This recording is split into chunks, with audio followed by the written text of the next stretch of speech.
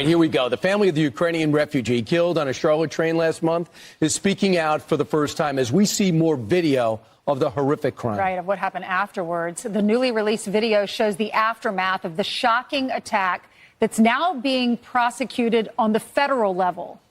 Lucas Thomason joins us live with the latest. Good morning, Lucas. Good morning, guys. The family of Irina Zarutska is speaking out for the first time after the brutal murder of that 23-year-old Ukrainian refugee on a train in Charlotte. Here's the statement.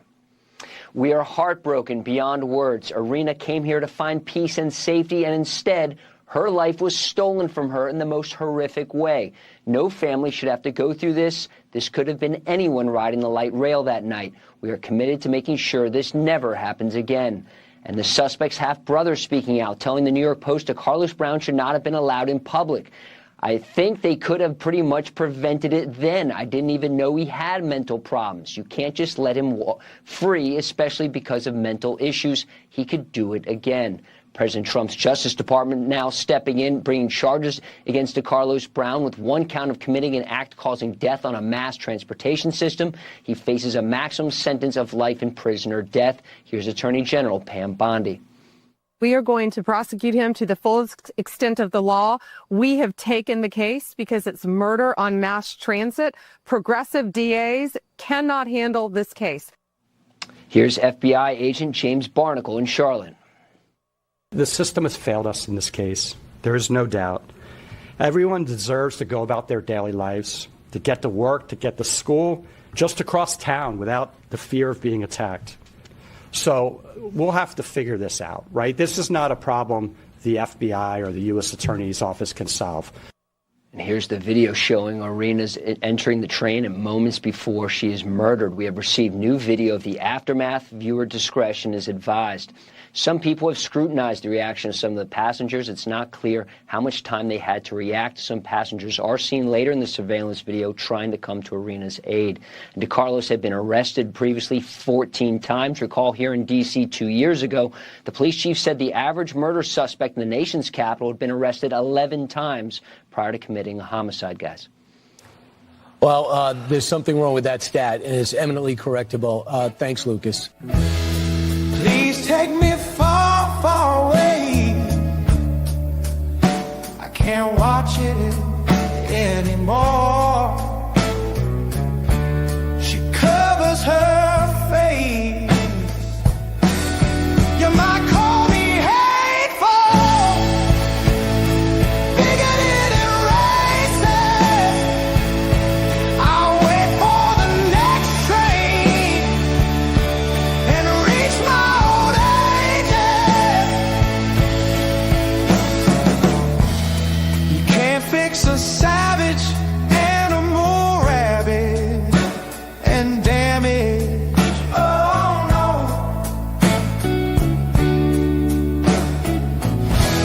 And guess what, my friend? Everything will be okay. Guess what day? What day? Yeah, it's hump day.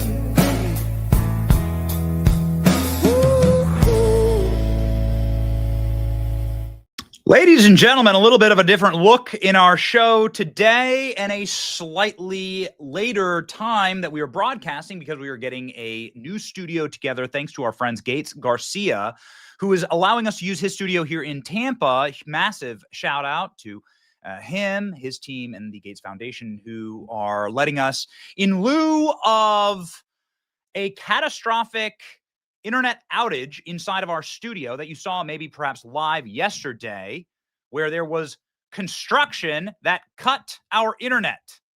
Now, was that construction being done by the DNC? Is that construction being done by the Communist Party of China? Is that construction being done by the Soros Foundation? We don't know exactly, but we do know that we're thankful for our friends allowing us to broadcast here. So we'll have a slightly different look today, but it's an awesome studio, totally kick-ass. We're thankful to be here. We're sorry that we're a few minutes late today. We got a very important show. This would be the show that they would want to cancel because this is the moment in our society's history where good men are beginning to notice, where good women are beginning to notice, where the American people are beginning to say, wait a second, what's happening to us? Are we being hunted by domestic terrorists of our own making?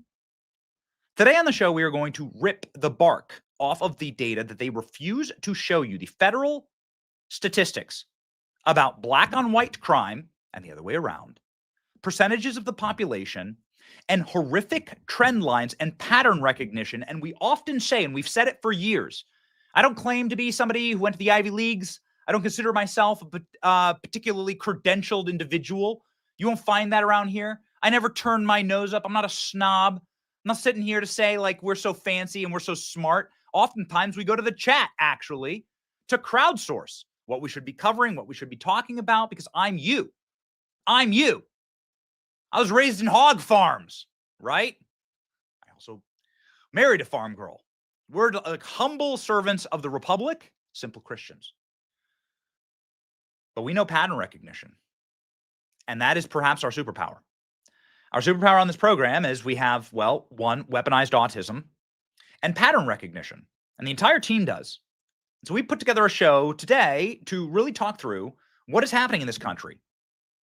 And it's high time that we have this conversation. I don't think it's been had in a generation. Certainly not in my generation. And I'm on the wrong side of 30, let me tell you. But I've never had and never seen the dialogue that's happening right now online, particularly on X, but on other platforms. We are now breaking through. We are breaking the narrative. And that is what we are going to do today on our program. And here, our wonderful studio for the day, hopefully as our internet gets fixed. So let's rock and roll. Today is Wednesday, September 10th, 2025. President Trump calls for death penalty against animal DeCarlos Brown Jr., an animal that should have been caged a long time ago. We're going to break down the systemic failures that allowed for the murder of Irina Zastruka. Audio released of the killer's first phone call from prison. You won't believe what he has to say. Turns out that all of us saying that this was, this is demonic possession, the same way in the time of Christ. They say when like Christ engages with demons, it's a dude who's like been banished from the town. He's living among the tombs in one instance. And he cuts himself and he injures everybody and he breaks chains. And the entire town is effectively like buried him among the dead because the town refuses to have this demon live amongst them. Christ casts out the demons, right? That's the way it happened in Christ's day. That's what's happening here. We have the audio to prove it. It's a wild similarity between this and the shooting in the Catholic Church in Minneapolis just a few short days ago. How quickly we forget these moments. But that individual also claimed to be demon possessed. So it's important to have honest conversations about these things. And that's what we're going to do today. Congressman Chip Roy joins our program. He's running to become the Attorney General of the state of Texas. In the state of Texas, there is a killing that is eerily similar. A young, white male named Austin Metcalf, in the prime of his life, he was, I think, 18 years old, perhaps 17. Either way, murdered. He was stabbed also with a knife through the heart or through the throat in the circumstance in Charlotte. Same situation, totally unprovoked. And there's footage of it. And the state of Texas won't release that footage. Why exactly? Who are they protecting? We're going to talk with Chip Roy about it today. My name is Benny Johnson, and this is The Benny Show. Make sure that you are going gold in this current economy. You know there's going to be some rate cuts on the horizon. You know there's going to be capital flowing back into the market. There's going to be dynamicism. Invest not only in digital gold, which I have no problem with, but physical gold, which is what, well, all assets are based off of. Scarcity and gold has been protecting and hedging my portfolio for a very long time. My friends at Advantage Gold can help you out. 100% legal loophole that lets you move your 401k, IRA, or TSP into physical gold and silver, an asset that has stood the test of time and is also doing incredible again in my portfolio. Just look up how gold is doing right now. Look at how silver is doing right now. This self-directed IRA takes out the guesswork, and my friends at Advantage Gold can show you exactly how it works for free. And if you qualify, well, you'll get $1,000 in free silver just for attending, ladies and gentlemen, To learn how strong gold is for you, text Benny to 85545 now and claim your spot. That's Benny to 85545. Wait longer and you'll miss out. I'm glad I didn't miss. Again, check the gold charts. One of the happiest things in my portfolio is checking that price of gold. Data and message rate supply performance may vary. Always consult your financial and tax professional. Okay. Ladies and gentlemen, we've been talking on this program a lot about patterns. And it's something that we need to have a basic data definitional groundwork to understand what the true terrorism in our society is stemming from. And we need to start asking questions that the corporate media continue to cover up and obscure from us.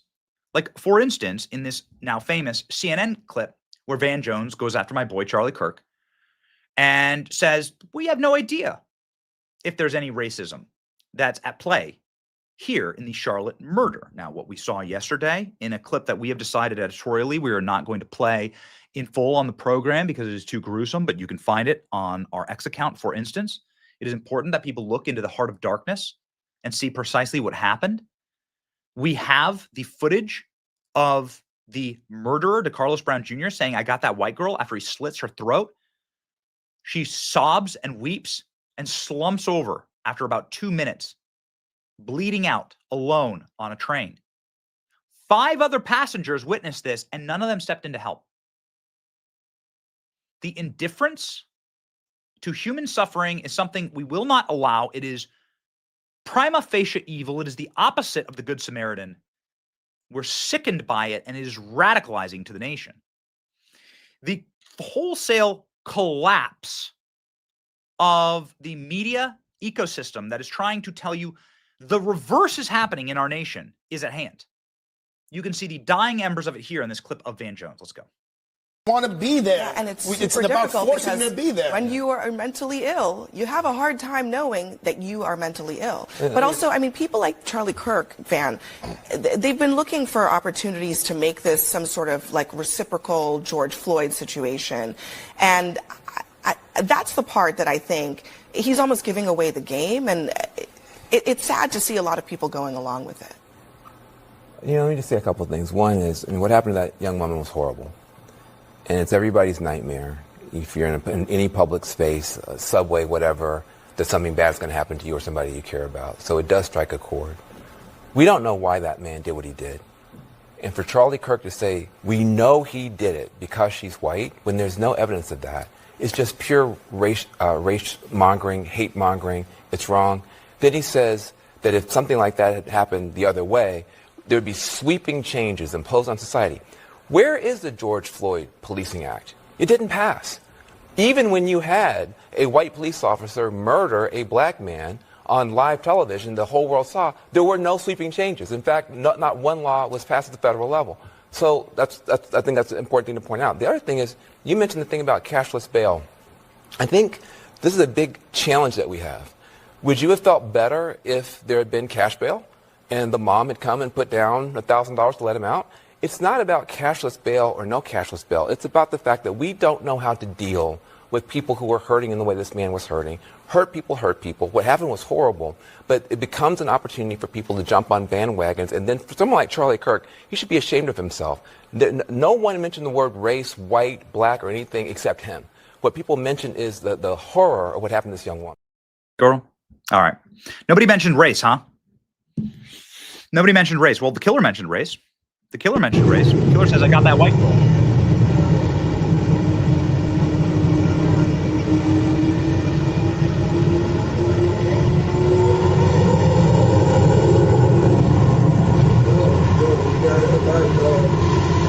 Oh, okay. Van Jones, you commented on this.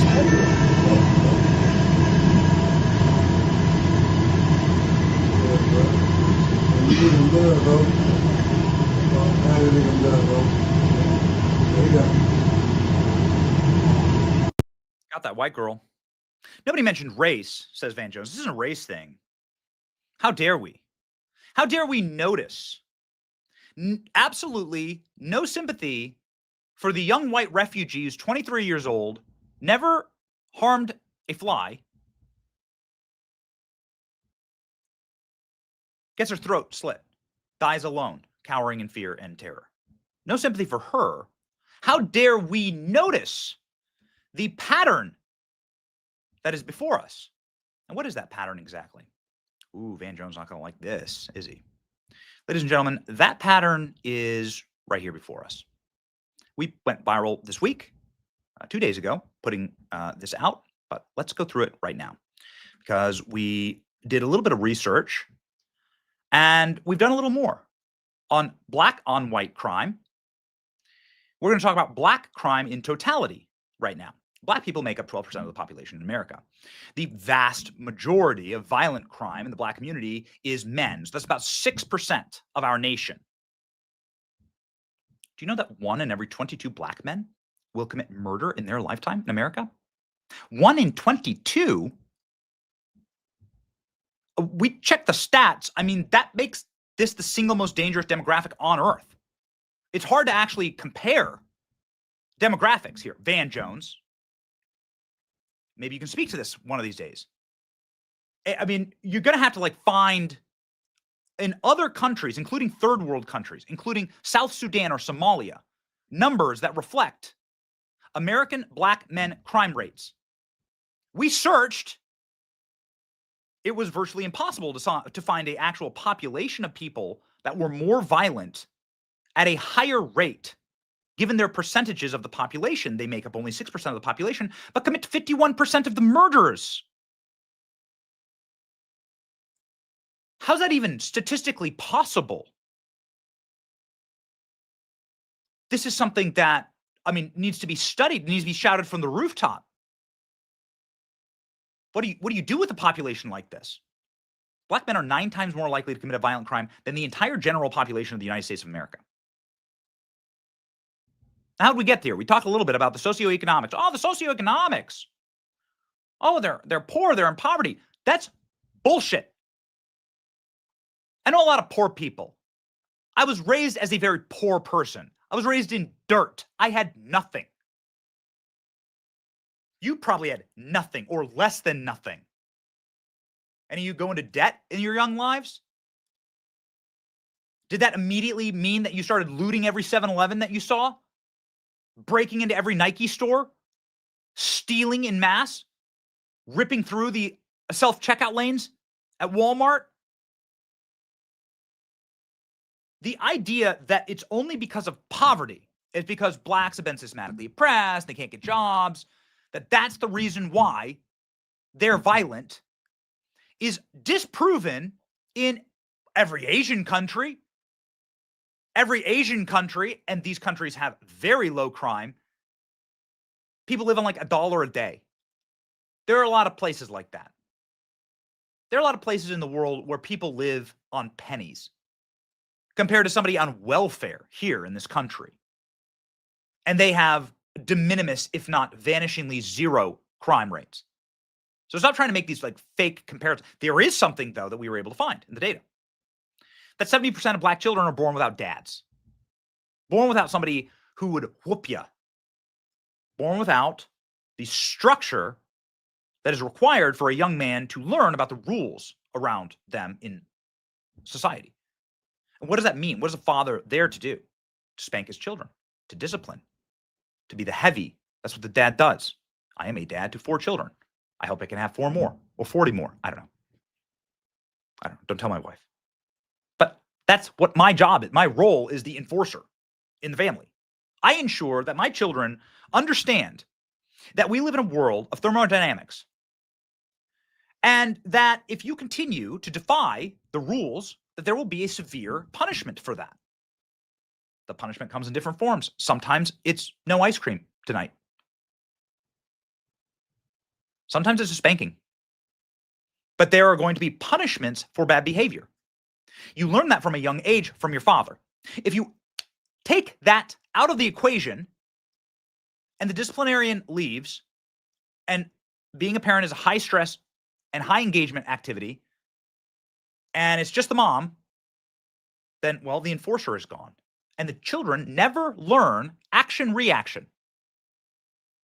For every action, there is an equal opposite reaction. Matt Walsh is out today saying that armed robbery needs to be met with capital punishment. And that's how you begin to reduce severely violent crime in this country. And we're going to talk a little bit about exactly how quickly you could lock up violent crime in this country. Yeah, we have an under-incarceration problem in America, not an over-incarceration problem. We need to build more prisons and do it immediately in order to save our population. 64% of black children are raised by a single parent. 9 million black children under the age of 18 in the United States. 6 million of them live in fatherless households. Now, what does the data say about fatherless households? Well, because these kids don't ever have any discipline, and because it is man's nature to while out, they're going to have to learn one way or another that there's some walls you can't crash into. You know, DeCarlos Brown Jr., President Trump's out this morning saying, we got it, death penalty. President Trump's Truth Social, ladies and gentlemen, right here. The animal who violently killed the beautiful young lady from Ukraine who came to America searching for peace and safety should be given quick, there is no doubt, trial and only awarded the death penalty, says President Trump. There can be no other option, President Donald J. Trump. It's President Trump's only post today. The president really cares very much about this topic and is now stating the death penalty. Our reporting yesterday, we contacted the DOJ as soon as we learned of the federal charges, and the DOJ said, you need to, well, like the death penalty is what we're going to be pushing for. That's what DOJ spokesperson told me directly. You could see life in prison. This animal will never breathe free air again. These federal charges are going to be brought by federal prosecutors that are not going to be effing around with this. But the animal goes in the cage now. But it didn't have to be this way. What if DeCarlos Brown Jr. had a father that was present? DeCarlos Brown Jr.'s father is in jail for violent crime. Isn't that interesting? So is his brother. Same thing. His brother killed a white guy. Isn't that remarkable? Hey, Alex, if we don't have that in the script, please get that for me.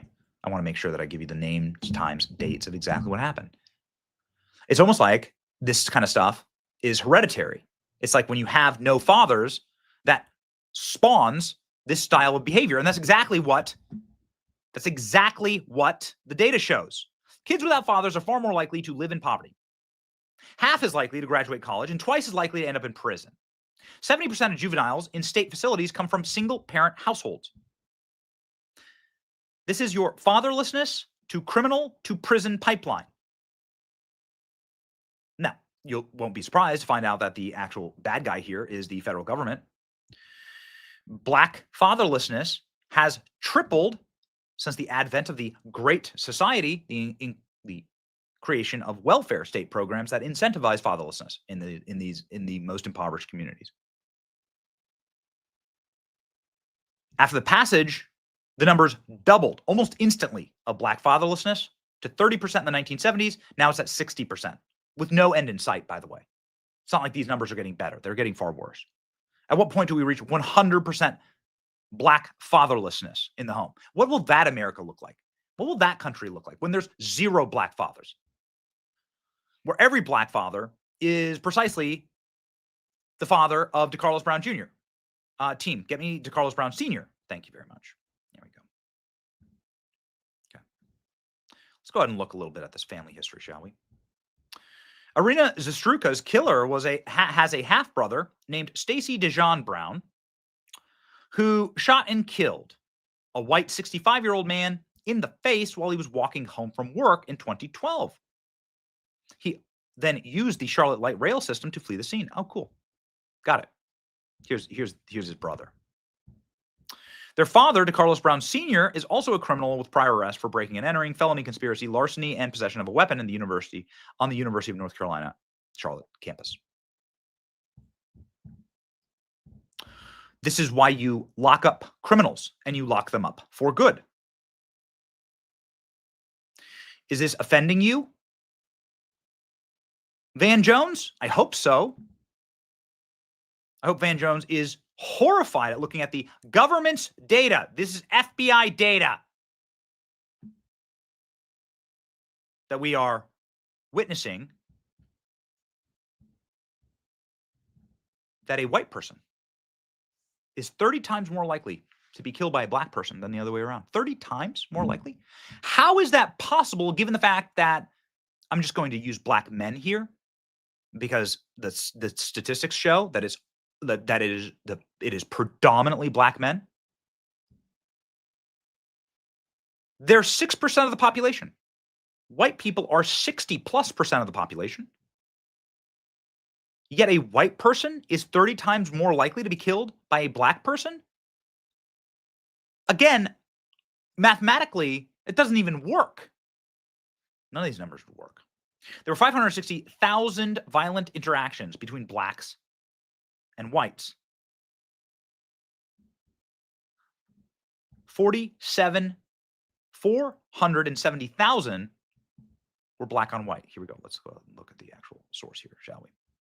This is from the Bureau of Justice Statistics. There were, in 2019, 562,550 violent racial black on white incidents. Interracial, for correction, black-white incidents. And 84% of them were black on white. 84%. Again, given the actual numbers of the makeup of the percentages of the population, this shouldn't even be possible. In 2024, there were 450 black on white homicides and less than 100 white on black. Again, shouldn't even be possible. We'll show you the data. Hopefully Van Jones is watching. Hey, Van, do you think that there's no trend line here? Is it racist to talk about this? FBI racist. Brookings Institution that provides these numbers, racist. The Bureau of Labor and Justice Statistics. Bureau of Labor and Statistics. Bureau of Justice Statistics. Is that racist, Van? The vast majority of racial crime in the United States is intra-racial. But when it does come to interracial homicide, for example, the chances of a white person being killed by a black person is far higher than a black person being killed by a white person. It's time to talk about this issue and to talk not only about like why we don't have to live like this, why we shouldn't ever allow ourselves to live like this, how abjectly evil and immoral it is, but to talk about what we can do to fix it. What are we exactly going to do to fix it? Get a load of this. I loved this post. This is data that shows what happens when you start locking up habitual criminals. A 10-strike law preventing people from leaving prison after 10 violent offenses would reduce all crime by 20%. 5-strike would reduce by 40%. 3 strikes would cut in half all violent crime in the country. I think that everybody can understand, especially in the baseball culture, 3 strikes, you're out. Okay, why not? 3-strike law would cut in half the probability of Irena Zastruka being alive today, happily working and building her little American dream, would increase by 50%. Anyone would take that. 2-strike law would remove 2/3 of all violent crime. And I think that you could almost argue that it would reduce more than that. Here's why. Contagion points. Broken windows theory. As soon as a young man from one of these fatherless communities, in one of these bad neighborhoods, in one of these horrible ghettos in America, and I know this because I used to live in one, as soon as they see that gangbanger that they look up to, that has a nice car or nice rims or whatever, selling guns out of the back of his car, I literally witnessed this. As soon as they see him disappear and never come back, and his girlfriends, baby mamas, they weep for him, they're like left destitute, like that's a great incentive, actually. The moment that they watch him be arrested and then let back on the street again and again and again, that is the opposite incentive. That says, continue this lifestyle. You can actually save an entire generation of young black men who, as all of the data shows, is the problem here, the single most violent population arguably on earth. You could save them by doing what I suppose fathers should be doing in their households, which are showing action-reaction, the laws of thermodynamics. For every action, there is an equal and opposite reaction. Energy is neither created or destroyed. Teach them that lesson by having a two-strike law. Would remove 2/3 of violent crime. Well, I bet it would remove 99%. Because if those criminals are immediately taken off the street, there is no contagion point. That actually sends a massive message to everyone that nobody is effing around anymore. And there has been a lot of effing around, ladies and gentlemen.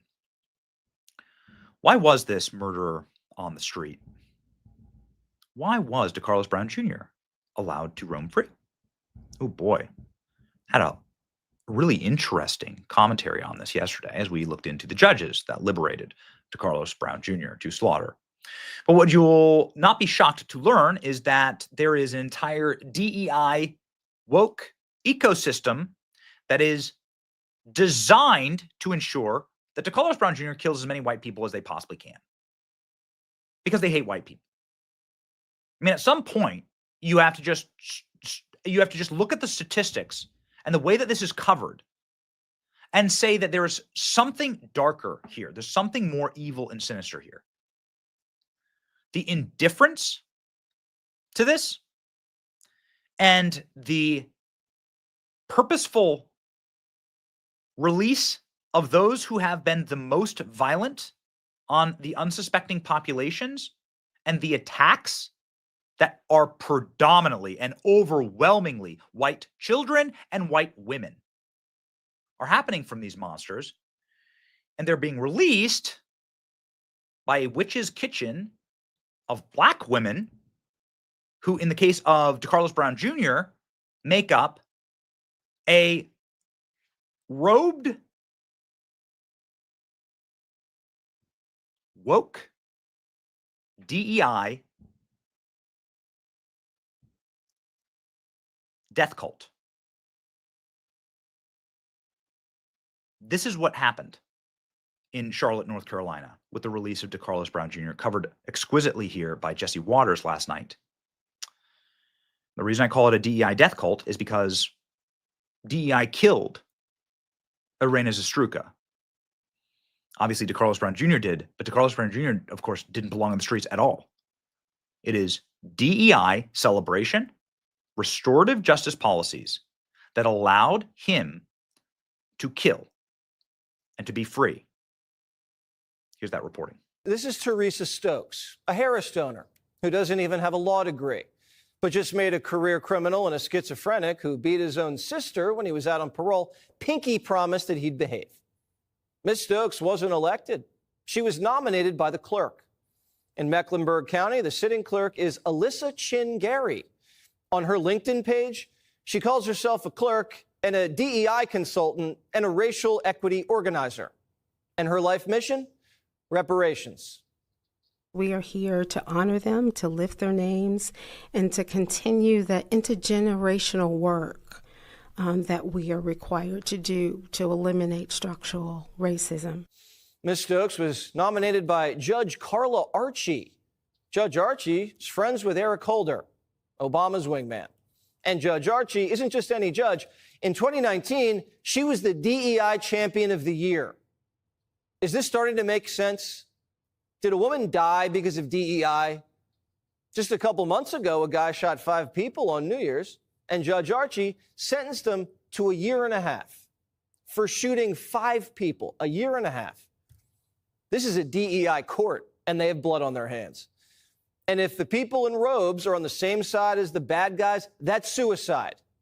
Are you okay with the country committing judicial suicide? I'm not. DEI died when Kamala lost. It's illegal. And releasing felons with dozens of arrests for social justice is a crime against the country. They've set up these dangerous DEI courts in cities nationwide, catching and releasing criminals to prey on innocent people. These courts need to be systematically dismantled, and that needs to happen immediately.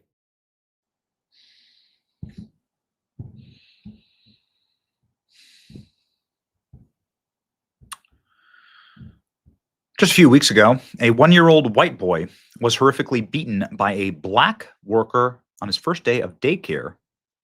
In this time of anti-white hatred, we have to be more vigilant about who we allow to have access to our most vulnerable population.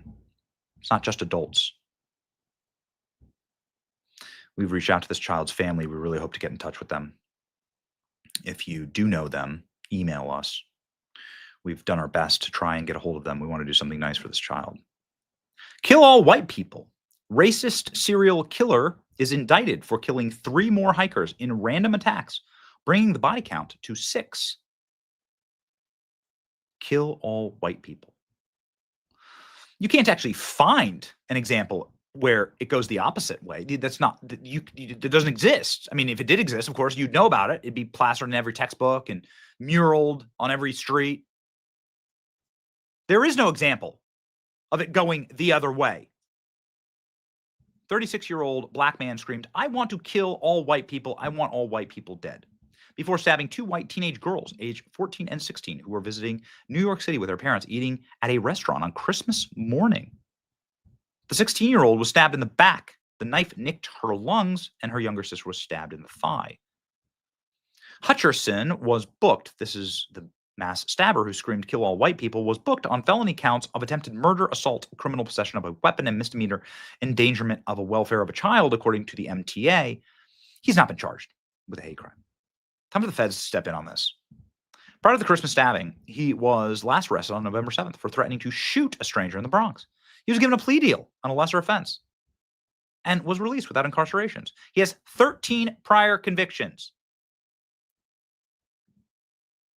Somebody should tell Van Jones about that. It's always the most innocent. It's always the most precious and the most defenseless. Whether it's a young woman from Ukraine who's 23, weighs less than 100 pounds, or whether it's a young child, Cannon Hinnett.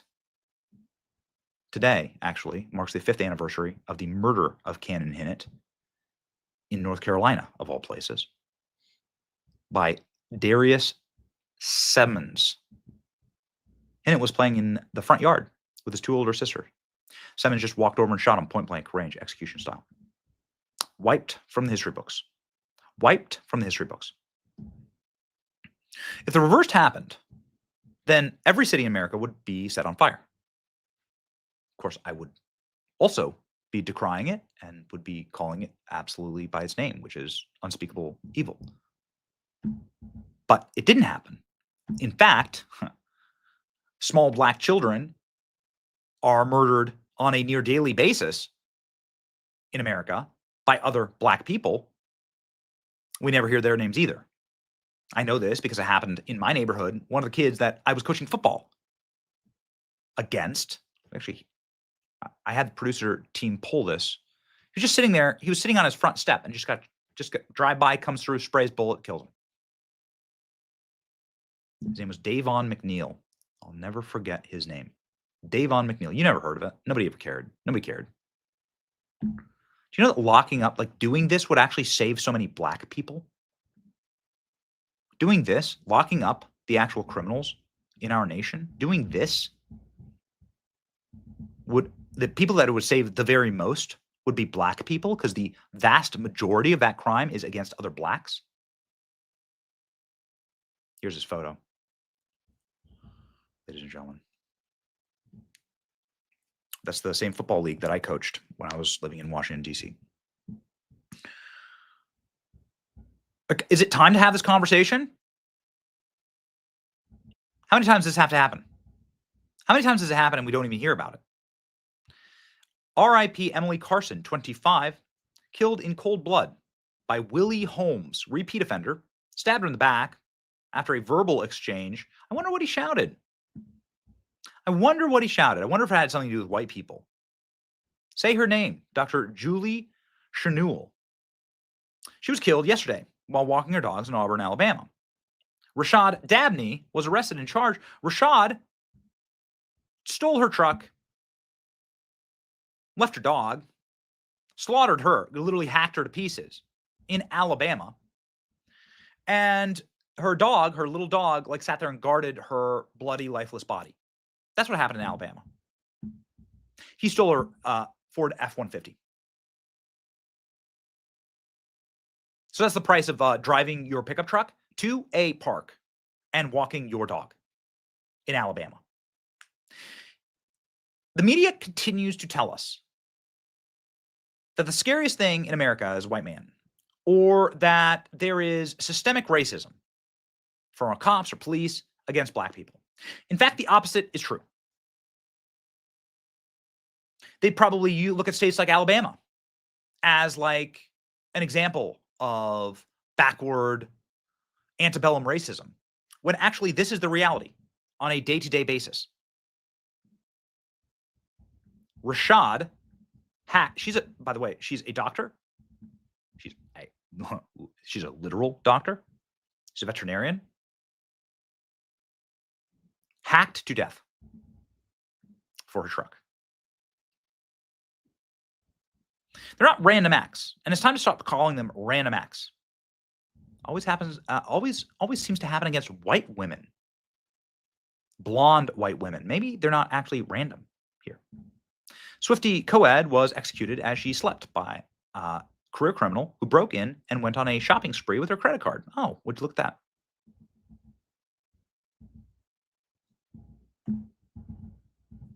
All of it preventable. All of it.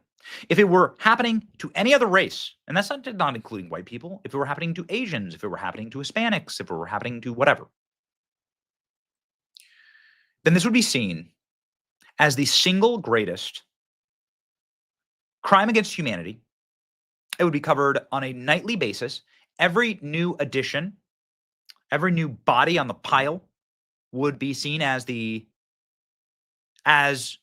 new incentive for our country to change, for our judicial system to change, for people to be held accountable, for judges to be maybe locked up, to allow for it.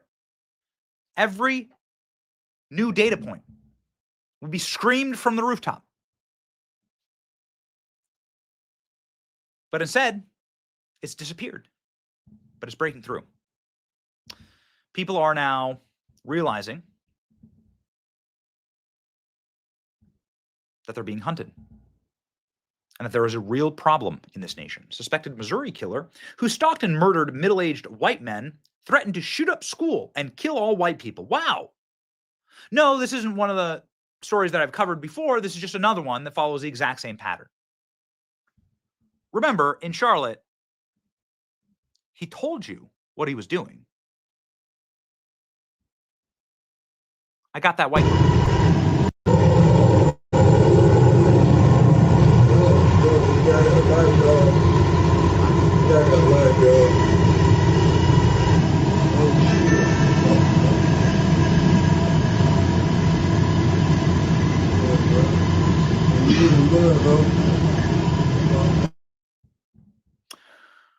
So now we've heard from the monster, and our suspicions have been confirmed.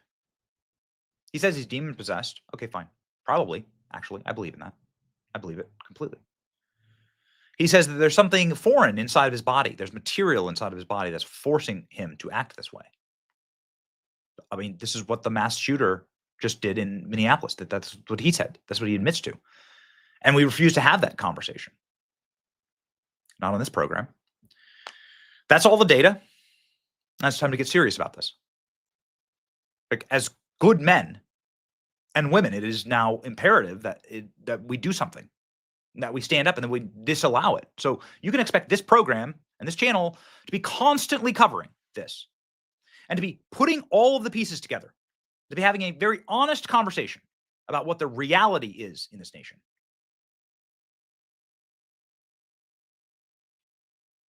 And that includes phone calls like this. This is DeCarlos Brown Jr. speaking from the court, speaking from his jail cell, explaining why did he do this. Go. So you said something in your body did what? Nah, the material, put it like this, the material used in my body to stab the lady.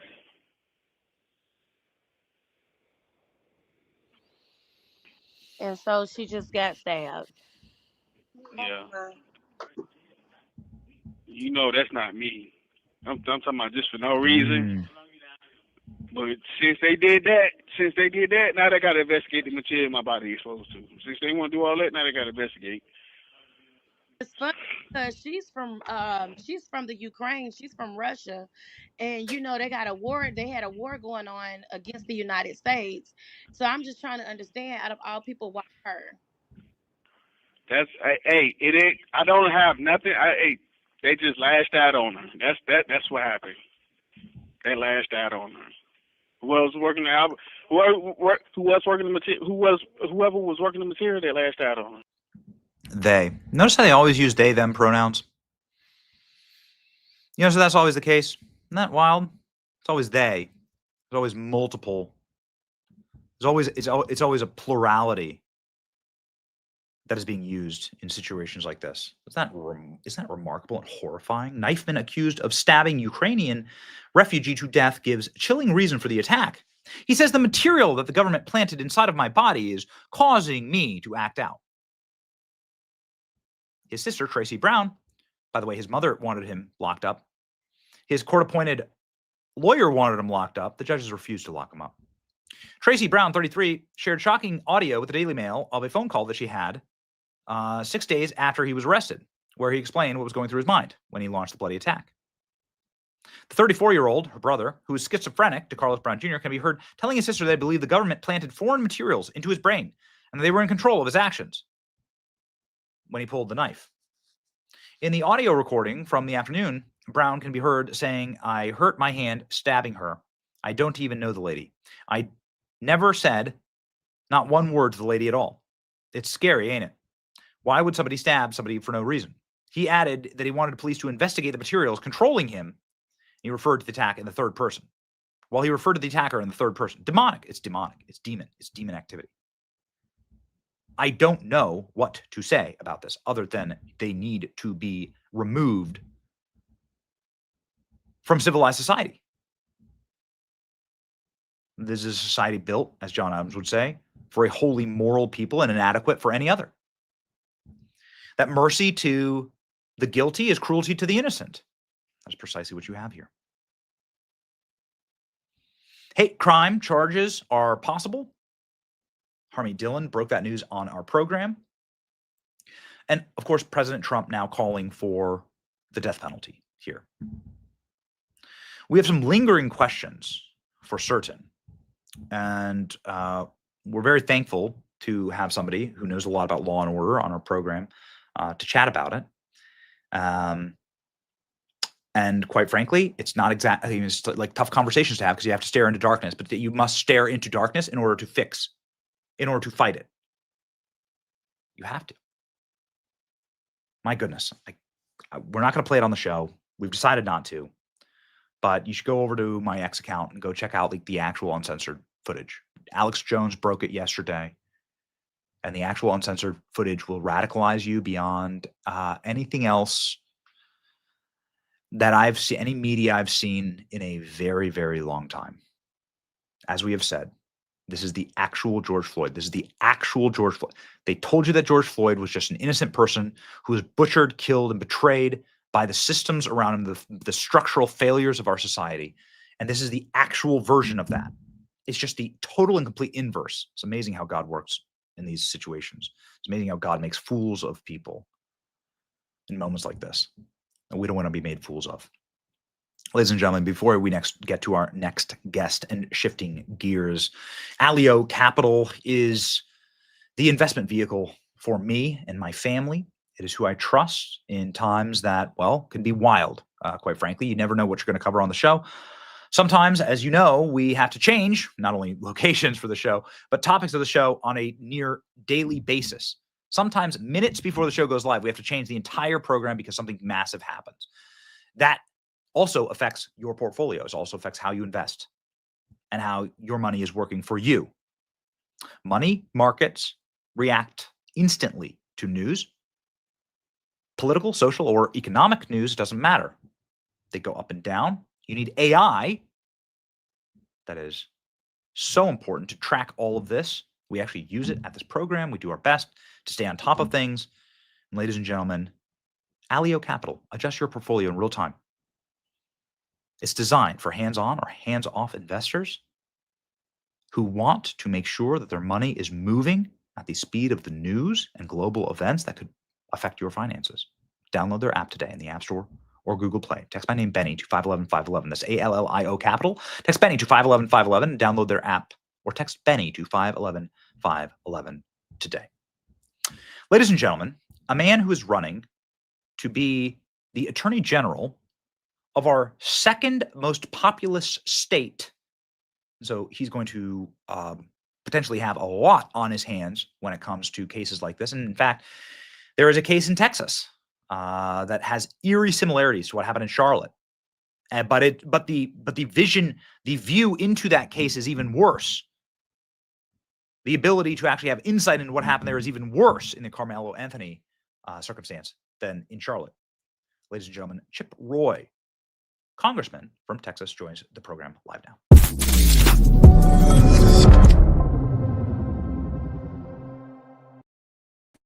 Congressman, thank you so much for being on the program today. I just want to maybe get your take on what can Congress do to rein in the habitual release of these criminals by PI judges and by those who seek to terrorize society. It is, again, a 99-1 issue.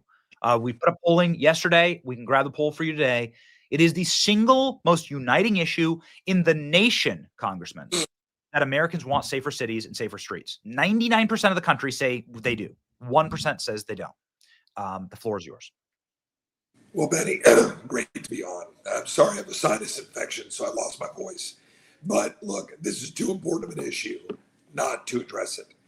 I went on the floor of the House last night to give a speech about the extent to which our way of life is under purposeful assault by the radical left. And Republicans, conservatives, are playing into their hands with their jailbreak bills and all of the stuff talking about letting criminals out. Meanwhile, you have the Red Collective and NGOs and George Soros and radical progressives in cities purposefully putting these criminals, these animals, on our streets. President Trump is right to call it the death penalty and to call for prosecution. As a former federal prosecutor, you damn right DOJ should prosecute him in the absence of prosecution in North Carolina. But importantly, it's not just him. I'm with you. He might be demon possessed. He's evil. Whatever went awry in his life, drugs. But the people who let him on the street, yes, the judges, the politicians, the Red Collective and the NGOs and the university think tanks and the funding to purposely do that, combined with wide open borders, purposeful, putting criminals from Venezuela and around the world onto our streets, combined with radical Islam, Sharia law, and a host of other things attacking our Western civilization and our way of life. We have to stop it. What is the capacity for Congress, and perhaps you were one of the best as a former federal prosecutor to answer this question. What is the capacity for Congress to pass strike laws, right? Where you have, and we put up this chart earlier in the show, Congressman, where you reduce crime by 80% or more. I would argue probably more like 90% if you have like a 3 or a 2 strike law for violent crime. What is the capacity for Congress to pass sort of like mandatory minimums for judges in circumstances like this? Is that possible? Is it constitutional? Can it be done? Okay, well, certainly with the criminals, we had good 3 strike, you're out laws and sentencing guidelines that were tough, and they've been getting watered down. They've been getting diluted, and that's a problem. We need to fix that. But to the point about judges, we certainly need to have accountability for judges who are the ones letting these people out. And we can use the spending hook, federal funds. We certainly can, as members of Congress, hold the judiciary accountable. And by the way, we should impeach some judges. Yes. And we should reform the judiciary. I tried to get legislation moved in the big, beautiful bill. I got Unfortunately, I lost that fight, but we're going to keep trying to move it because Democrats won't help us. So you got to use reconciliation like the big, beautiful bill to get the changes you need to hold the judiciary accountable. We can do that with federal judges, but at the state level, you can use the power of the purse. We can go look at judges, look at governors and legislatures in North Carolina and all over the country and say, wait a minute, you're not getting all these federal grants. You're not getting this additional funding if you're going to allow your people to be terrorized and then constrain what they do and hold the judges accountable. We need to do that in D.C. What about Texas? So you are running for the Attorney General of Texas. And in Texas, there is a very eerily similar case that has caught an enormous amount of national attention. I'm sure there's many others, quite frankly, of inter and intra-racial violence by the single most violent demographic in America, which is young black men. Carmelo Anthony, who stabbed for no reason. We have been following this case to the letter and every single filing and everything. Nobody can give any reason that Carmelo Anthony stabbed to death Austin Metcalf in Texas. And now there's footage of it that has been viewed by some reporters, that has been viewed by some journalists, but they refuse to release it. As Attorney General, would you release this footage? How would you be approaching this case? Well, we would follow all the laws to make sure information is public that should be. And we've got, strong public information laws in Texas, and you got to make that stuff available. But importantly, we've got to elevate these crimes. And I think working with the legislature to, frankly, do even more to give power to the AG's office and the state police, the Texas Rangers, DPS, to step in when Austin and Dallas and Houston and San Antonio aren't doing the job that needs to be done. We can step in and do more. We have original jurisdiction in a lot of areas. We've got expanded jurisdiction in election integrity this session. I think we need expanded jurisdiction to go clean up where these Soros DAs are endangering our people. But one of the things that's important here is what you're doing. You said you weren't going to play the clip on your show, but you put it out on Twitter. I appreciate that. But people need to watch the clip. Yes. They need to see this clip you're talking about. They need to know the stories. For example, there's somebody in San Antonio people aren't talking about. Jimmy Friesenhan. He's a cop. He's now never going to be the same. He almost died because somebody was let out 4 times and was at a restaurant where Jimmy was working and then struggled over a gun when that guy was working as a security guard, the cop, and the gun went off and he shot him and it went through his spinal column and now he can't walk. He barely survived and his life is inextricably changed forever. The DA in Bexar County in San Antonio is one of the Ren Collective targets. The Ren Collective, and that people need to know this. It's a coordinated approach by George Soros, the Ren Collective, all of these leftists to fuel radical DAs to let these scumbags back out on the street. We have to go after them. We have to go after the NGOs. We have to go after the DAs. We need stronger legislation in Texas to remove those DAs. We added some last session. It needs to go further. We cannot have this. Enough is enough. And so we've got to take every action necessary to strengthen our streets. It looks like here is some of the background of what you were just talking about today. And here is the officer. It looks like he's also a veteran. He's also a Marine veteran, it looks like. And the father of a young little girl, a little baby. Awful. So, final question, and I know that you're losing your voice, so I don't want to belabor or extend that, but I have to ask. This is too important. I have to ask. A lot of these charges are state charges. It's not like a ton of federal charges, right? There's like the vast majority of crime gets handled on a state level. The vast majority. gets handled by an attorney general and local district attorneys and so on. If you were to win as Attorney General of Texas, you'd be overseeing America's arguably fastest growing population, I believe, and the second largest population, and maybe soon to be the largest population. So you'd have enormous power. What would be the rule that you would fight for 3 strikes or you're out? Like, how would you keep violent offenders from being released back on the street? It seems very common sense to make a 2 or 3 strike, or like 0 strike, as far as I'm concerned at this point, because my blood's boiling, Congressman. Yeah. Because I have 2 daughters, I have 2 sons. Could have been them, right? It could have been them, and every parent looks at it like that and sees their daughter right there in Irina Zastruka's face.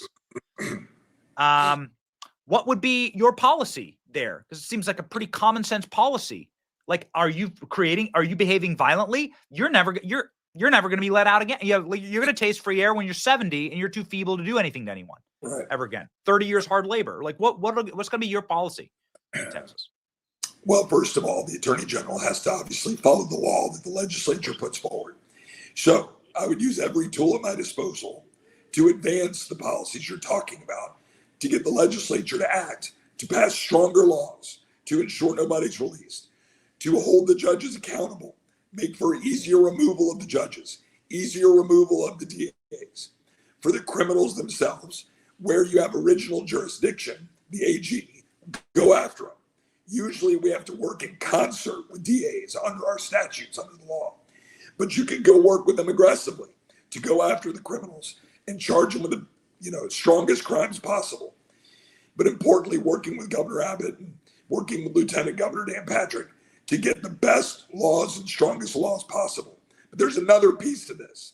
When I was a federal prosecutor, I worked in collaboration under Project Safe Neighborhoods to take the crimes that were for the most egregious violators and get them into the federal system where you can really throw the book at them and lock them up.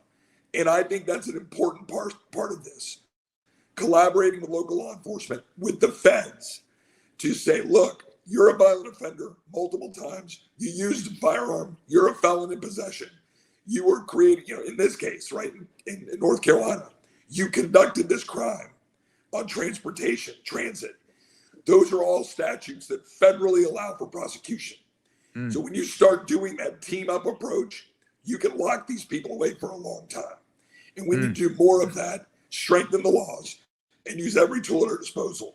But you gotta hold the judges and DAs accountable. And the last thing, we have to go after the money. Those folks are conspirators. They're co-conspirators.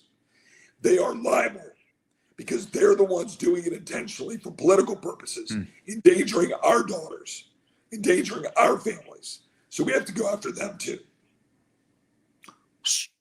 Again, I hate to ask follow-up, but you mean that you want to prosecute George Soros or his foundations that elect these woke prosecutors that lead to the wholesale slaughter of Americans and Texans?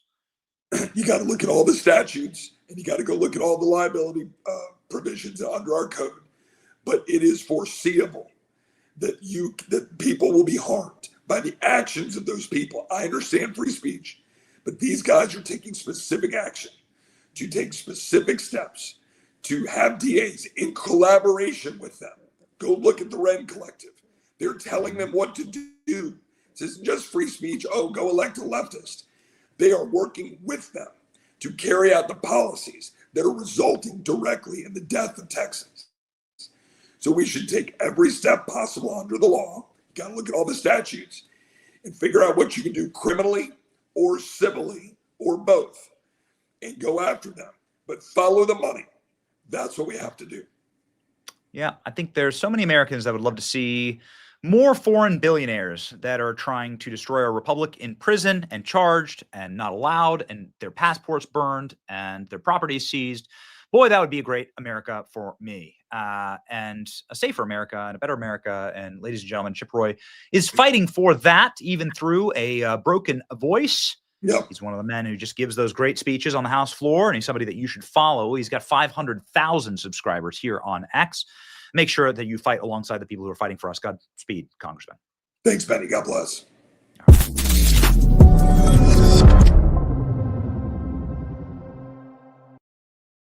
Ladies and gentlemen, as we listen to the congressman crack and his voice as he speaks to us, let me suggest for you a cell phone service where you will never hear cracking on the other end of the line. Patriot Mobile is the cell phone service of our choice. It is the backbone of this company. Unfortunately, our internet service provider has broken and has had their lines slashed by a construction job near our studio, and so we're here. But guess what's working just fine? Our beautiful phones, our Patriot Mobile network, which is the single most dependable network in America, available on all three major wireless providers, and also a network that is 100% the only Christian conservative wireless provider in America. Patriot Mobile is with us everywhere we go. Unlimited data plans, mobile hotspots, international roaming, internet backup, and so much more. Switching has never been easier. Activate in minutes from the comfort of your own home, or keep your number, change it, switch it, upgrade. They're there for you. They're 100% U.S. customer-based service will help you make the switch right now. Go to patriotmobile.com/Benny or call 972-PATRIOT to use the promo code Benny for a free month of service. patriotmobile.com/Benny, call 972-PATRIOT. We don't have to live like this, ladies and gentlemen. We don't have to live like this. We don't have to. President Trump, yesterday, wandering through what would otherwise be a bum-stained, piss-filled vagrancy sidewalk where teams of people, even up until, we were early at the White House. We were at the White House like weeks after the president took office. And there were still homeless encampments, tents, lean-tos, all throughout the city. And this in particular block that President Trump traveled to yesterday was one of them. President Trump got into a vehicle yesterday, and nobody knew where he was going. Turns out that he was going to Joe's Stone Crab, and he was dining at a restaurant. It's close to the White House, but it's a couple blocks away. And it's exactly across from a park that had a homeless encampment. I well remember it because I had to walk by it every single day. President Donald Trump had dinner Tuesday night at a seafood restaurant near the White House, promoting his deployment of the National Guard and federalizing the police force in an effort to crack down on crime in the nation's capital. His motorcade made a trip to Joe's Seafood, Prime Steak and Stone Crab on 15th Street in northwest quadrant of the city, following weeks of the president boasting about mobilizing authorities. The cheers were heard as the president stepped from his limo, though there was also a smattering of boos and chants from protesters opposing his policies in Israel, war, Hamas, Gaza. We're standing right here in the middle of Washington, D.C., which, as you know, over a year ago was a very unsafe place. Over the last 20 years, and now it's virtually no crime, says President Trump. Here's President Trump outside. Nobody does it like him. Nobody ever will. Again, here we go. Thank you. Thank you. The restaurants now are booming. People are going out to dinner where they didn't go out for years, and it's a safe city. And I just want to thank the National Guard. We loved working with the mayor and the chief, and we all work together, and the outcome is really spectacular. We have a capital that's very, very safe right now. It can be done. You can't just lock up the problem. Yeah, you can. Yes, you can. How much data do we have to put up there? That proves you can literally lock away the problem. You can lock up the problem. If you have a 2 or 3 strike law, I mean, again, Matt Walsh is arguing, listen, all you need to do is make violent crime capital punishment. This is what they do in some countries around the world, some very safe countries.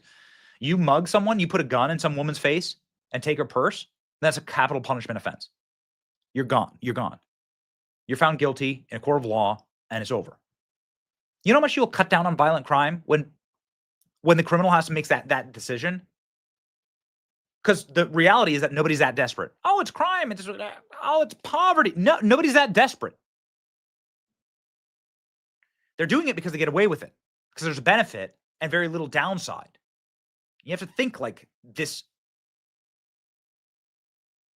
And it's something that's hard to actually consider, but there's a portion of our population that is perfectly happy going to jail again and again and again and again because they get benefit from it. You can grab the woman's purse, steal her truck. This just happened in Alabama. Let her little dog sit there while she's slaughtered. Man, you get a truck out of it. I don't know. Maybe they won't even put me in jail for it. I'll just get out on a bond. Cashless bail. I'll just walk free that day. Kill them.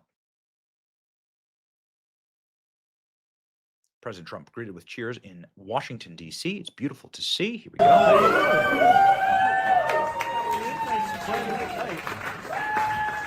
have a safe city now. Great job. Can you imagine? We did it in 12 days, but now it's almost a month. We have a safe city.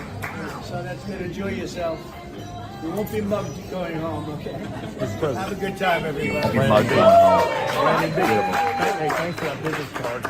Yeah, I gave it to you. Thanks. Stuff. I like it. Thanks. Where's your family? They're back in Atlanta. Oh, okay. Say hello, bro. See you. Have a good time, everybody. Don't drink too much.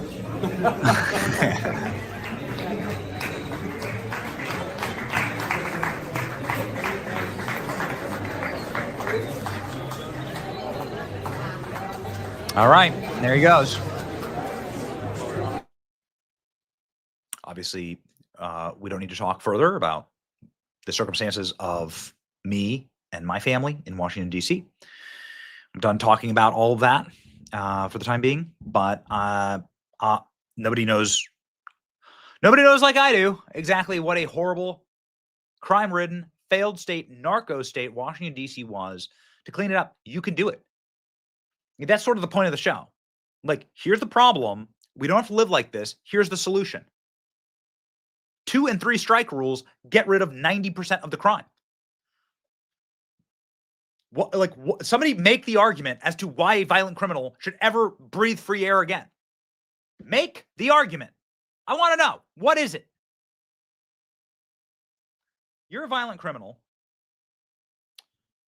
You rob some woman with a gun. You get out on cashless bail, you're going to do it again. I mean, there was no punishment. Do you come from a fatherless household? You've never learned punishment. It is, unfortunately, falls to society to show action, reaction, and punishment, severity, and thermodynamics to these people. And so that's what you got to do. So let's get about doing it. And then as soon, like, the little kids in the neighborhood look around and all the gangbangers are gone, never to be seen again, 30 years hard labor. You'll see them when they're in a walker and can barely lift their walker as they walk down the street. Not good. Not good for the criminal element. Great for the rest of us. What is the argument against that? You have some 20-year-old or some 30-year-old commits a violent crime. Matt Walsh is arguing capital punishment. Maybe they just do 30 years hard labor. And then they come out like bent, broken, and like the same, like everybody sees the result of that process. It'll take decades, but then you begin to see the people who committed violent crime like matriculate out, and they can barely lift a pack of gum. They're broke. Their life has been completely and totally wasted. Wow, that's a great incentive structure to not commit violent crime. President Trump, of course, in doing his best to ensure that little black children, like the ones who I witnessed get shot up in mass shootings, played the video for you, murdered, the little kids shot up. Davon McNeil's his name. Played in the same football league I coached in. Little kid, I think he was 6. Was he 8? He was little kid. President Trump is doing this in order to ensure that little black kids don't get shot on their doorsteps. Like what happened in the football league that I was coaching in. And for that, he's getting protests. Here's Donald Trump getting protested last night. The left-wing protesters now, like they don't know what to do. So we're just going to fight in favor of more black crime. Here we go.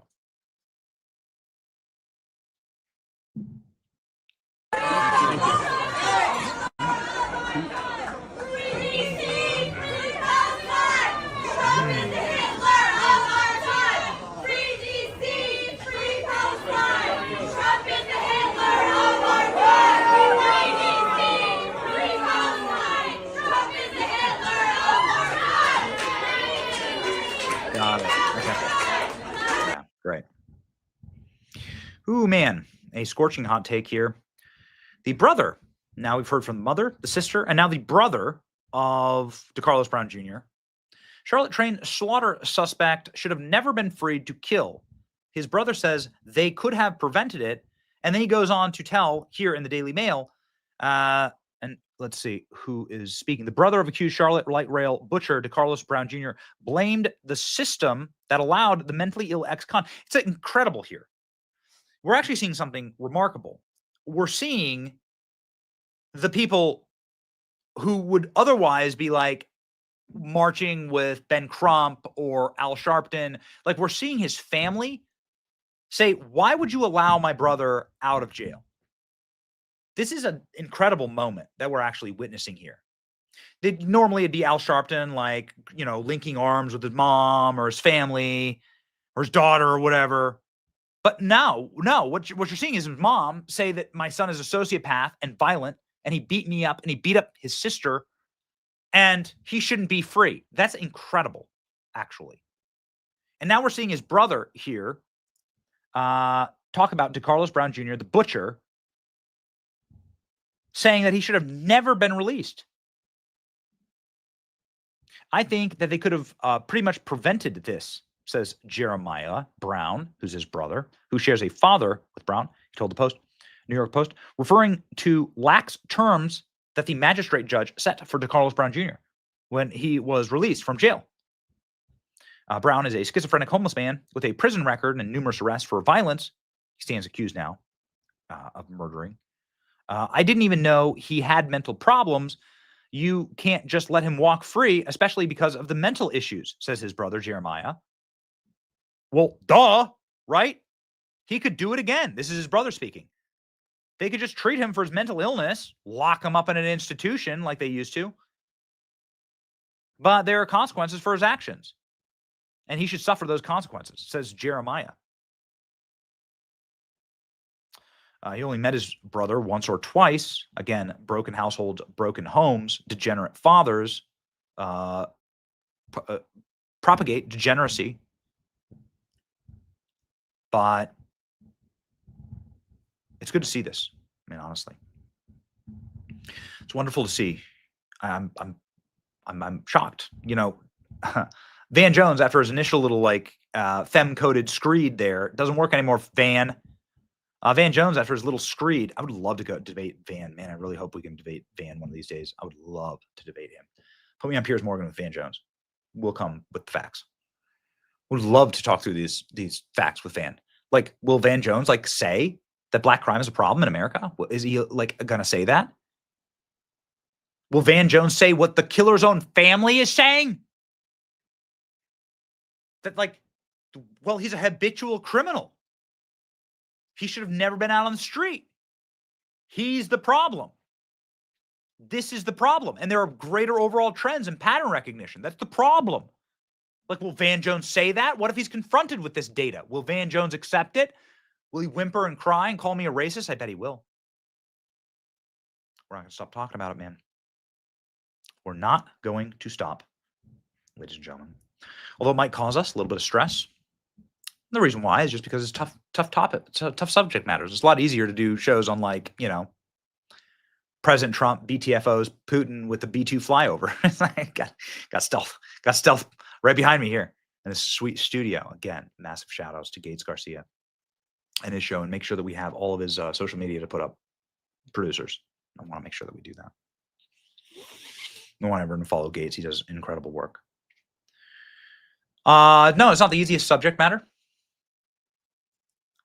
And, you know, sometimes it makes for a lack of peace as we, you know, head home, go see my kids, and I'm inspired and I stand up with a full heart to once again fight another day because I see my children. I say, not my family. No way. Not me.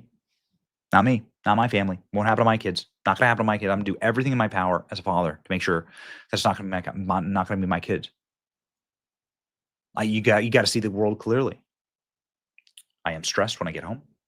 Days like yesterday, internet outages, stuff like that cause stress. Ladies and gentlemen, the bond charge red light mask gets slapped on my face after my kids are asleep, because my kids are like, what is that exactly? It's like a sauna. but it just heats in an infrared the skin in front of the mask instead of all the air around you. So it's far more targeted, but it's less heat. And the evidence-based truth about a sauna is that it is so good for your skin, your heart, your mood, for the chemicals that interact in your skin, for being caught here all day inside of a darkened studio. It's going to be even worse today, right? It takes longer when you're out of the studio. But I like live in this tight little black box. I think a lot of people do, fluorescently lit. And so this infrared sauna, man, I'm telling you, it helps me recharge. I do about 10 to 20 minutes every single day, right before bed. And it helps boost collagen and elastin production, super lightweight, can travel, and it leaves you feeling relaxed and euphoric and chill before bed. It's awesome. Go to boncharge.com/Benny and use the coupon code Benny for 15% off. That's BONCHARGE.com/Benny. Use coupon code Benny for 15% off. These statements and products have not been evaluated by the Food and Drug Administration, and these products are not intended to diagnose, treat, or cure or prevent any disease. Ladies and gentlemen, given all of that, I think that it's very important to talk about the destruction of the corporate media. And how does that happen exactly? Well, President Trump signed an order to crack down on prescription drug advertising yesterday. Little birdies tell me that this is a first step in a series of steps to ban pharma ads from TV. Now, you might remember that hilariously and comically and probably criminally, I would argue, it should be criminal at least, there was a obscenity of Pfizer ads. Pfizer sponsored literally every segment on the COVID vaccine. Pfizer sponsored every segment after COVID and during COVID. It's like it was like there was like a comedy. Hey, Alex, do we have that? There was like a comedy of supercuts that were like sponsored by Pfizer. Get me that. Give me that. We're not popping off without it. Like sponsored by Pfizer, sponsored by Pfizer, sponsored by Pfizer. This report about COVID and the vaccine sponsored by Pfizer. How the hell is that legal? How is it legal for DeCarlos Brown Jr. to be freed by a magistrate judge that also helps run a rehabilitation clinic and state ordered to pay her clinic money? How is that not a massive conflict of interest? How is it not a massive conflict of interest when Pfizer does the same thing with news coverage? You don't hate the media enough. And this is the way, this is the first step in the destruction of the media. You take away big pharma advertising, I'm telling you, CNN and MSNBC will not exist within the year. They won't exist in their current form within the year. You'll see mass firings, mass layoffs. You will get rid of some of the harshest and most poisonous contagions in our media ecosystem, and also, ladies and gentlemen, in our bloodstreams as well. So it's a beautiful thing. Here's from the White House. President Donald Trump just signed an executive order that represents the most significant action in a generation to rein in misleading pharmaceutical advertisements. It's a beautiful thing. Let's go ahead and read, please. This is him very happy there with Jay Bhattacharya, Robert Kennedy. The Trump administration is planning to ramp up oversight of the enforcement of direct-to-consumer prescription drug advertising and will stop short of an outright ban, but they're going to do, I hear they're going to do the outright ban. President Trump on Tuesday signed an executive memorandum instructing the Department of Health and Human Services to ensure transparency and accuracy in direct-to-counter advertising, including requiring greater disclosures of side effects. The Food and Drug Administration sent out approximately 100 cease and desist enforcement letters, as well as thousands of warning letters to inform companies and agencies of prioritizing enforcement. The announcement follows the administration's Make America Healthy Again commission report, which includes a call to focus on egregious violations demonstrating harm stemming from online influencers and telehealth companies. Cracking down on prescription drug advertising has been a major priority of RFK. RFK is speaking here after the crackdown from the White House lawn. Let's go. The president just signed an executive order that's an historic change in the way that pharmaceutical advertising is done on television. And the order basically reinstates or gives us now the opportunity to reinstate the 1997 rules. Prior to 1997, pharmaceutical advertisers were required to put all the side effects on their ads. many of them didn't advertise because it lengthened because of what it did to the length of the advertising. And the removal of that requirement in 1997, FDA changed the rule to allow them to report the side effects on a website or on a telephone. And they only had to report a few of them on television. And that triggered a proliferation of these ads. There's only 2 countries in the world that allowed direct-to-consumer advertising by pharmaceutical companies on television. We're one of those countries. New Zealand is the other. It's had a disastrous impact on human health, on people's relationships with their doctors, and really on the entire gestalt where Americans are led to believe that there's a pill for every ill. Good for him. Way to go, RFK Jr. Yes. I can prove it, by the way. Here's the supercut of brought to you by Pfizer. Brought to you by Pfizer. Do you remember this era of American TV? Do you remember this? Here we go. Countdown to the royal wedding is brought to you by Pfizer. And now a CBS Sports Update brought to you by Pfizer. Meet the Press data download brought to you by Pfizer. This portion of CBS This Morning sponsored by Pfizer. On how to find the hidden sugars in the American family diet. Sponsored by Pfizer. Making a difference. Brought to you by Pfizer. Got it. CNN Tonight. Brought to you by Pfizer. Early Start. Brought to you by Pfizer. Friday night on Aaron Burnett Out Front. Brought to you by Pfizer. This Week with George Stephanopoulos is brought to you by Pfizer. Wow. Good Morning America is brought to you by Pfizer. CBS Health Watch sponsored by Pfizer. Anderson Cooper 360. Brought to you by Pfizer. All of these ads. Nightline. Brought to you by All of these ads, all of these reports during the COVID era. How many of these shows covered COVID or vaccine or COVID policies or Dr. Fauci? How many of them? This is open graft and corruption. It is a despicable evil, especially after everything, all of the data and everything that we're learning right now. And I'm so glad that they're putting a stop to it. You heard RFK Jr. say there, like, we are the one of 2 nations that allows for pharmaceutical advertising on television. You can see what they're going after, the sacred calf, the golden chalice, the holy grail is pharmaceutical ads on TV. Unplug those and you destroy TV networks as we know it. You destroy those networks. It's a wonderful thing. It'll be good for our nation. Ladies and gentlemen, we don't talk enough about good for the nation. We're going to do good on this channel. Wait and see. We hope that our internet is back tomorrow. Killer Klein will be locking in to ensure that. 2 Corinthians 10:4. Let's lock in today. For the weapons of our warfare are not carnal, but mighty in God for pulling down strongholds.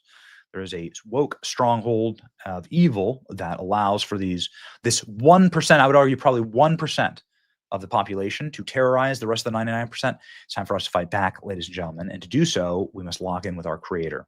God will pull down their stronghold. Their weapons of warfare must be prayer, and prayer first. Ladies and gentlemen, it's your boy Benny. Thank you to Gates Garcia. By the way, we wanted to shout out his channel and his social right here. Ladies and gentlemen, this is Gates's X account, and then also Instagram account. His show, We the People, is really rad. Here's some of the swag, and you should go follow him. He's got nearly 10,000 followers. Let's make sure that we pop up over 10,000 for Gates, and of course, Gates is going to be a regular on the show. He's a pretty rad dude. Also, here's his Instagram. Right there, and then the We Are the People media page. You pop that up so that we're doing our very best to thank the people who allowed for us to get our production up and going. You can see cool interviews there with Riley Gaines and so on.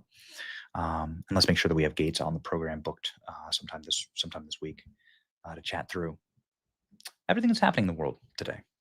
Ladies and gentlemen, we are thankful for you. We are thankful for our partners. We're thankful for everybody here that allows for all this to happen. And most importantly,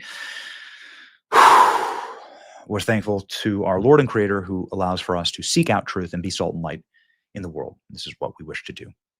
It is a holy and upright quest to make the world a safer place and a better place and to dispatch evil. That's what we're going to do on this program. And remember, in the end, we win. It's your boy Benny. See ya.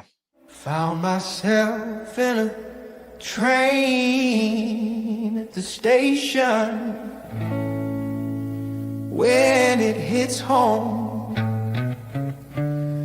I wanna be left alone. Please take me far, far away. I can't watch it anymore. She covers her face. You might call me hateful, bigoted and racist. I'll wait for the next train and reach my old ages. You can't fix a savage animal, rabbit and damage. Oh no.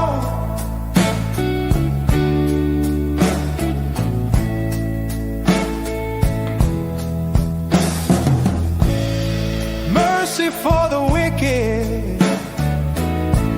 is cruel to the innocent. Sister in heaven.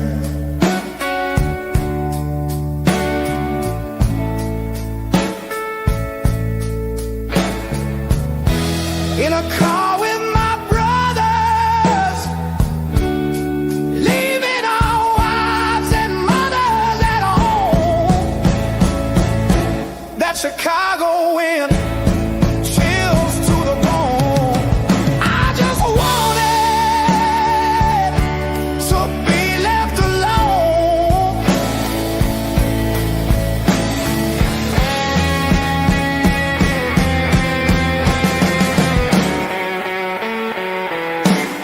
You might call me hateful, bigoted and racist. I'll wait for the next train and reach my old ages. And guess what, my friend? Everything will be okay.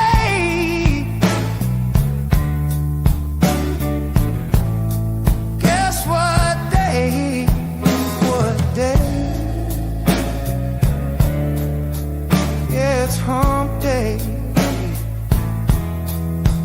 Woo-hoo.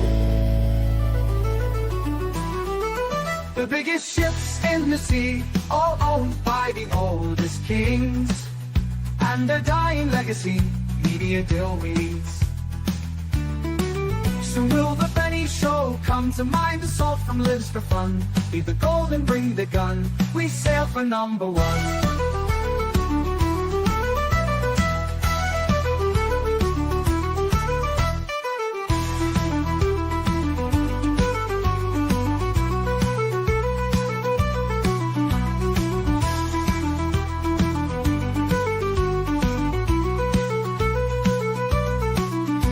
Soon will the Benny Show come to mind. The salt from lives for fun. Leave the gold and bring the gun. We sail for number one. The biggest ships in the sea, all owned by the oldest kings.